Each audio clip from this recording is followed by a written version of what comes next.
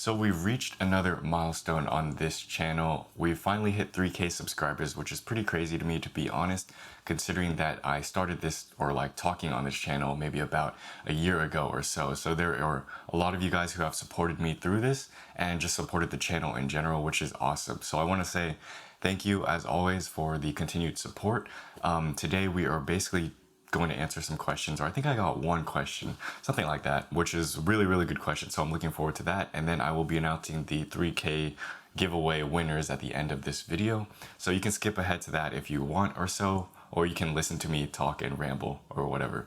But yeah, today is kind of a cloudy day. It's actually raining, which is really surprising because we don't get a lot of that here, but it's kind of nice. Anyways, so Antoine asks, how do you balance photography in your life with other responsibilities? And I think this is a really good question because it's not only open-ended enough so that it kind of applies to all of us, but it's also kind of that one question we've all had trouble with. It's pretty difficult to tackle something like photography, or any hobby for that matter, and really invest the amount of time needed to get good, or as good as you want, while also juggling all these other things in life. You know, it's a lot of time management stuff. So it's different for each person. Everyone's got a different life, but I want to kind of give, I guess, my perspective on that. So in terms of serious photography, I actually didn't get too deeply into photography until I started this channel. I think this channel really propelled me and pushed me to look more into how I viewed photography, to take pictures as much as I can, to edit photos as much as I can, and to look into what photography meant to me. So we'll start off with somewhat of a philosophical answer, and I would recommend, if you are struggling balancing some sort of hobby like photography with the rest of your life, whether it be you have kids or you have, you know, family to tend to and all the things, you have college, you have other things, would be to really ask yourself, what does photography mean to me? And I think this is a really important question that eventually we all have to ask ourselves at some point in time, because being clear on this and being able to evaluate what your relationship with photography is, will give you a better indicator of how much time to spend on it. You know, it gives you kind of a priority list, and then you can kind of rank photography wherever you want in that list, and then you can move on with that. So I'll give you an example. Say photography is probably the most important thing to you. You love photography, you care about it deeply, and you want to get as good as you can get. This is what you were born to do, per se, you know. Oh, it's raining again. If that's the case, then you will probably be more of a person more willing to invest a lot of time into photography and spend really just every day nailing in the craft, you know.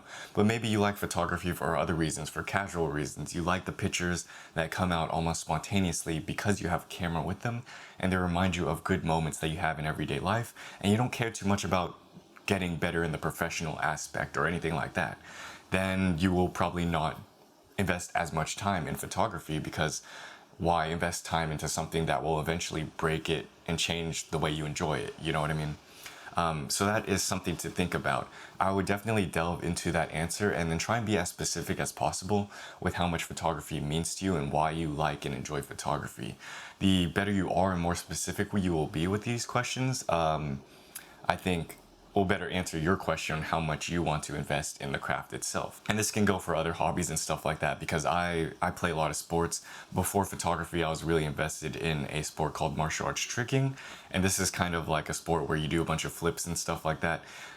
Very similar to free running, parkour, but a little mixed with taekwondo and stuff like that. And I had to really answer the questions regarding this sport myself too, because I had come to a part where the more I trained, the more my body hurt. And it was a kind of balance I had to strike, because I wanted to get as good as I possibly could in this craft, but I couldn't do so at the expense of my body. And then so photography kind of changed things for me, to be honest. Once I started getting more into photography, video, and things like that, my passion kind of switched over. And then so something that was not sustainable within my life kind of changed into something that was more brain oriented, more creative oriented, and I was able to come to terms with that. So that can apply to you if you played sports or anything like that, or it might not apply to you, but hopefully this gave some sort of insight. The next part I want to talk about is a little more on the technical aspect. It's to actually how to actually deal with managing photography and the other responsibilities in your life. And so what I do is I have a set routine I'm sorry if the rain is cutting into the audio. I don't know if it is or not, but it's like pouring against the window. But I guess we'll find out later. But anyways, as I was saying, I start off with a routine every time I wake up in the morning. So I wake up at 8, I sleep like maybe from 12 to 8. I wake up at 8 in the morning because I like having more productive mornings in general. I'll go downstairs, I will make a cup of coffee, and then I will come back up, and while I'm drinking coffee, I will open my journal or my planner and I will write a list of the things I need to get done today. And that helps me get organized. It helps me get oriented with what I'm doing for the day, and it also keeps it kind of loose-ended and flexible because I don't get too specific on like, hey, 9 to 10 I'm going to be doing X, Y, and Z. Rather, I kind of more I leave it to how I'm feeling in the moment. So say I will put edit photos, and then I also have like work out, and then I also have, take photos, go on a photo session or something like that, or edit or work on videos. And then just the order I want to get it done in and how much I want to get done is kind of up to me. But by doing that every single day, I'm able to hone in on the craft, on the skill, and work on a little bit every single day. And that eventually will make you better in the long run. It's the consistent effort that you make across a long span of time that is what actually gets you better. You don't need to work on photography for 8 hours in a day every day. Certainly you will get much better if you do that, but I think it's much more easier to handle, especially on your mind, if you're able to juggle multiple things at a smaller rate, you know what I mean? So that is something that I found out that really helps me out, especially with the kind of checklist, because it kind of feels good to check things off, So if I have errands or things I need to do, but I don't really feel like doing it, just writing it down and then getting to it later actually helps out a lot, because sometimes I'll find my mind drifting throughout the day. I'll be like, oh, I'm actually wasting time. And then I'll look at my planner and then I will be like, okay, let's just get this done. It'll only take like 5 minutes. And then I will feel that slightest bit a bit more productive, So that's a little bit more of a practical way to kind of deal with that. My recommendation would be to start however you want to do it. Organize your life little by little. So I do it by planner. You might be able to do it by some other, thing. But organization is pretty important, especially when you are trying to juggle multiple things like your life and other hobbies like photography. So that's something I would try and recommend and try and get better at. Obviously, we all can be much more organized, but it doesn't have to be so strict. Just a little bit of organization can help and go a long way. So that's something else I really like to do. So that's pretty much it for this Q&A.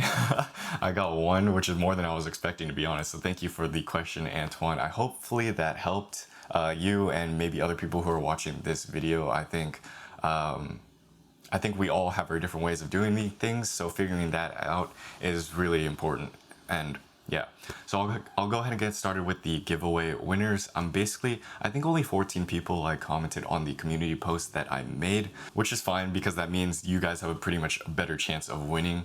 There are two things I'll be giving away: the PerGear 10mm f8 lens, I believe it is, and the Canon FD macro, in that order. And then so the person who wins the PerGear won't be able to win the Canon. I'll take them off the kind of RNG sort of thing. But you pretty much have a 1 in 14 chance or 1 in 13 chance, so your odds are pretty good, to be honest. So let me go ahead and set up this screen record. So the way I'm going to do it is I'm going to choose a random number by the RNG with and then whatever number goes, I'll go down the list on the community post, and then whoever's number is in correspondence with that will be the winner. So yeah. Okay, I'm starting right here. Generate number 1 between 1 and 14. Okay, so the first winner is going to be number 4. And then I will do generate random number between 1 and 13. Second winner is number 12. Okay, checking my community content. 1, 2, 3, 4. Okay, so Antoine, congratulations, you won the PerGear. And then 12, so 1, 2, 3, 4, 5, 6, 7, 8, 9, 10, 11, 12. Charlotte, you won the Canon FD lens. So congratulations, Antoine and Charlotte. If you guys could email me, I think you can find my email on my channel somewhere. Email me where to send this stuff out and I'll ship it out as soon as possible. And yeah, that's pretty much it. Congratulations. And once again, thank you guys all for the support on this channel. It really does mean a lot. I'm hoping to bring you guys a lot more films and things that are of interest. If you have any interesting video ideas that you would like to see me make, I'll take those into consideration as well. But I've kind of shifted over to creating longer films, so that's why I'll have weekly videos, but some certain stuff that are more like filmic based will take me a lot longer. Ironically, I've also been writing a lot in short story form on my website, so writing in general has been a really fun thing to get into. I haven't really posted much along that aspect though, because I still need to record the audio for the narrative for that, but that's stuff you guys can look forward to as well. But yeah, anyways, thank you guys for watching this video. Thanks for the support. I'll see you guys in another video. Peace.